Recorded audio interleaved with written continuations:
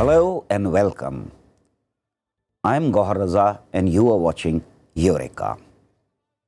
The continental drift in billions of years created Himalayas out of an ocean. An ocean got converted into the great Himalayas that we know of. There was a person called Dr. Wadia who was in love with mountains. He created a beautiful museum, kept on collecting evidence of whatever has happened to create Himalayas, refuted many theories and confirmed a large number of theories about continental drift. This beautiful collection was converted into an institute, today known as Wadia Institute of Himalayan Geology. We have a special guest today. Welcome, Dr. Anil Gupta. Thank you. Thank you for giving us so much of time. My pleasure. Today you are director of this fascinating, wonderful institute. When you look back at personalities like Wadia and occupy this chair, how do you feel being a geologist? Because he was a great geologist, paleontologist. I feel honored and inspired because Dr. Wadia was the doyen of Indian geoscience, or the first fellow Royal Society of London in our science community.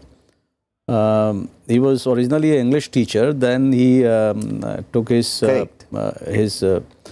of interest to geosciences, and he was the man instrumental in establishing several institutions in the country, not only Wadia Institute of Himalayan Geology. So Himalaya, but his you know, personal collection was given to your institute. Yes, we have a Wadia gallery in our museum. I think it's fascinating. It's just wonderful. Yeah, I think we have the best geoscience museum in the country, and we have renovated very recently. It is not only housing collections. I'd love to go and see it. Yeah, you're welcome always. I think it is on the tourism map of the country. The students and people come to our institute and visit this museum almost every Anybody day. who has not seen that museum has not seen something. Yeah. I think one should go and see that museum, and especially that rock which has a drop of water. Right. That is completely fascinating. So that is one attraction of the museum. Then we have dinosaurian remains and remains of the elephant. We have one of the biggest tusk of an elephant. And then, of course, the field gadgets used by Dr. Wadia, we have kept in the Wadia Gallery for display. This institute and his personality has inspired a very large number of young people over a period of time. It's a long period of time. Generations after generations were inspired by his work, and geologists kept on working in this area. Especially when you talk about paleontology or paleooceanography, why is it necessary to study these areas? You know, oceans and continents, these are the two major components of our Earth, and you have enormous information lying below these two sectors of the globe. Understanding paleoceanography is important because you would like to know how the oceans were in the past, in fact, what type of life these housed in the past, and what were the other parameters that these oceans were having in the past, and how it's changing. How these are changing, yeah. So the geometry of the oceans with respect to the land, how the continents are being created, in fact, the mountains are coming up. So to know about what we see today in existence on Earth, we need to look at what has happened in the past. And without knowing that, you cannot predict what is going to happen in the future. Yeah, that is true. And today it has become extremely important to study these parameters because of climate change. what Yes. is happening naturally to the world, that has to be segregated in order to see what anthropogenic activity is does it have any impact on the climate? The abrupt changes have happened in the past. It is not that these are happening right now, and these are new, not new phenomena. If you look at the last, say, several thousands of years of history of our climate of the Earth, using ice cores from both Arctic and Antarctic region as well as ocean bottom cores, you'll see there have been very abrupt changes in the past. We call them Heinrich events or Dansgaard-Oeschger cycles. But the frequency of those events were at particular intervals, and we believe that these were related to more to the Earth's parameters, like astronomical parameters of our Earth.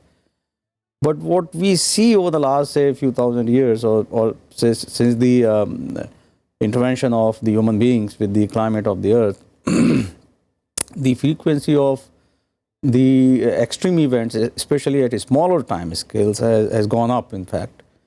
And there are both views. In fact, some people believe that the anthropogenic activity does contribute. Model results also say, but there is a group of people, they say no, human activities have not contributed any, to damaging the climate of the Earth. But I personally believe that the human activities, especially the after the Industrial Revolution, has certainly contributed to change, the change of the climate and global warming. I have to take a break. Don't go anywhere. We'll come back soon. Welcome back. Professor Anil Gupta, we were discussing that how the natural changes that occur influence the world climate as well as the life that it sustains.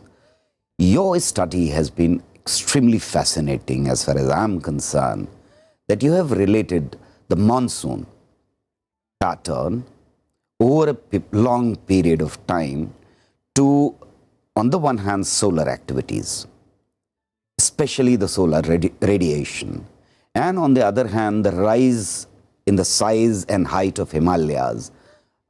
It is completely fascinating. How did you get this idea that it should be related?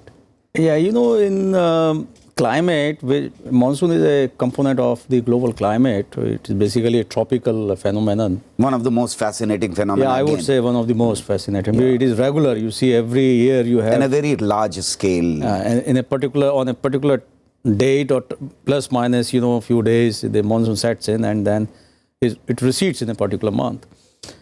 So there are two types of changes in the climate or in the monsoon. One is tectonic time scale. The other one is the astronomical scale time scale, which are very short time scale, maybe few years, say decades to century or millennia.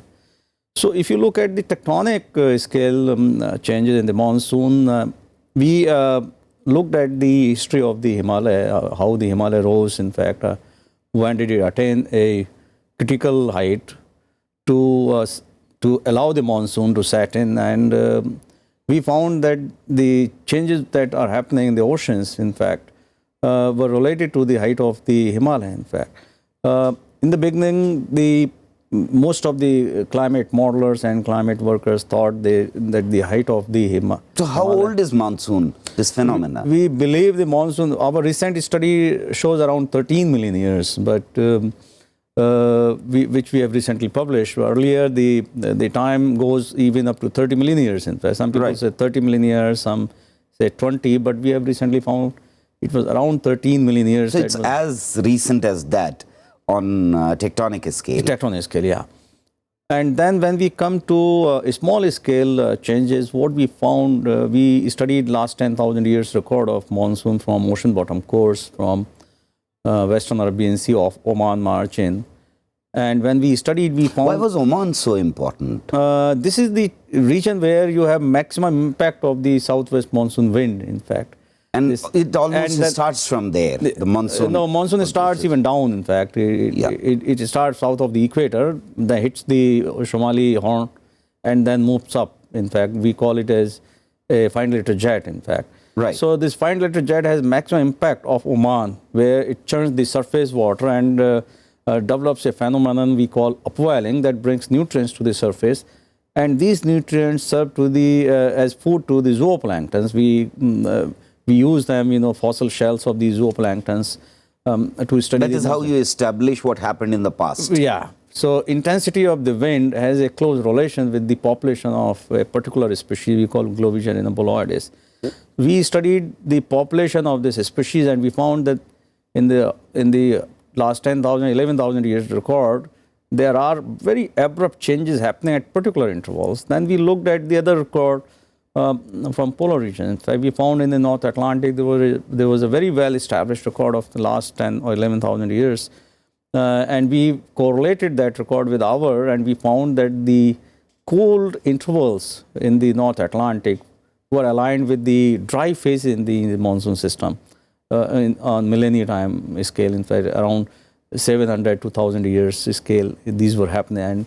And we call them bond cycles in the North Atlantic. And so you think that the solar activity I come to that point. has a very, very deep impact on... Yeah, then we related sunspot activity, in fact, with this record, and we found that sunspot activity also has a very good match with or alignment with our record.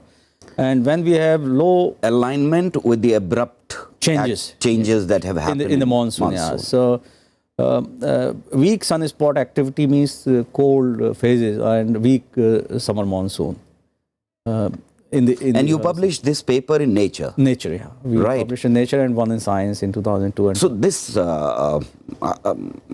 research that you did and established the correlation between Himalayan height and correlation between the sunspots, how much time did you take to establish this? I think it was around a year, 1 year. I worked hard in IIT Kharagpur. I used to go to the department at 7 o'clock in the morning, come back for lunch and then for dinner in the evening. And after dinner, I used to go to the department, work up to 2 o'clock. And how big was your team? You were alone? Myself and my few students, we all worked. But for this work, I worked myself, in fact, along with some of my foreign collaborators also. Did you experience a moment of Eureka when you were working on this and said, yes, I have established it and no one else has done it before? Yes, there was a National Geographic documentary on my work. In fact, when they learned about my work, they contacted me and then they came to India, to IIT Kharagpur to shoot my work, and I really felt great because it was indigenous work which I did in India. Something new which most of our work, when we talk about science, we credit to the West, but it was my own contribution from this country. Before we go to the inspirations that you have drawn from various people, institutions and countries, I would like to ask a question that you have also worked on glacial lakes. Now, glacial lakes are fascinating. They form, they burst, they create havoc, and they are extremely beautiful to look at. What is your opinion about glaciers themselves, whether they are depleting as fast as some scientists claim, or some scientists say that they are forming at a very fast pace instead of getting depleted? And why is glacial lake so important for the scientists to study? Yeah, glacial lakes are important for the safety of the society, in fact, because many times if glacial lakes break out, these take a larger shape, they start breaking out and then cause havoc downstream. So for that reason, glacial lakes are very important, especially in areas where you have very large population in the valleys. Okay. And this is true that glacial lakes appear and disappear. So we have initiated a very good program at Wadia Institute. One is glacial lake inventory. We have already completed for the state of Uttarakhand. Now next project we are going to take up in Himachal and then Jammu and Kashmir and then in the northeast in some areas, the glaciers are melting fast. In other areas, these are advancing. Like if you see in Karakoram region, the glaciers are advancing because you have more westerly influence there.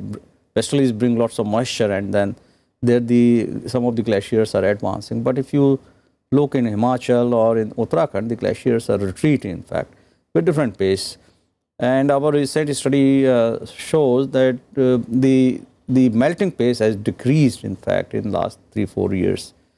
The fastest one is the Gangotri glacier. And the other program we have initiated is on earthquake precursory research, and then speleothems. Again, these are very good proxy for understanding the changes in the monsoon precipitation. I have to take a break. Don't go anywhere. We'll come back soon. Welcome back. Dr. Gupta, we were discussing how important glaciers are for not only sustenance of the Himalayas themselves, but also for the countries that depend on Himalayas. So, the study is also extremely important. You have to continuously observe them. Wadia Institute is a premier institute, no doubt. But do you think that we should be spending so much of money in observing glaciers, looking at the earthquakes and climate and paleontology? Should a country, poor country like India, do it? Will there be a disaster if we don't look at the glaciers? Yes, glaciers are very important for the sustenance of life, because ours is an agriculture-based economy. And if you see, all major perennial rivers originate in the Himalayas, whether it is Indus or Brahmaputra or Ganga, Yamuna, and their tributaries. And if you want them to be perennial, flowing throughout the year, that is Avaral and Nirmal Dhara of these rivers. Are you saying in simple terms that if glaciers are gone, Ma Ganga is gone? Yes.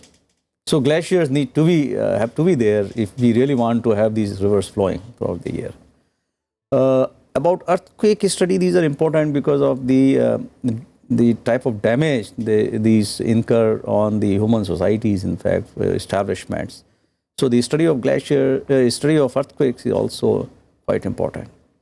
And your colleagues and you are trying to generate data that can predict both the melting of glaciers or recession in glaciers or advancement of glaciers, which can again cause havoc. Advancement is not always good. And the earthquakes and environmental changes. Yes, we are, generating data and trying to see what is going to be the trend in glacier melt in near future. This is one aspect. Earthquake research, we are far behind because so far we do not have any system in place that can predict earthquake to save the human lives or establishments. But Wadia Institute is responsible for monitoring earthquakes. Yeah, we are still in the learning stage. You have achieved what you have achieved and have got international recognition. When you look back at the journey, do you give credit to Aligarh Muslim University, Banaras Hindu University, or you give credit to your going to United States of America and Japan, which sustained your interest in science?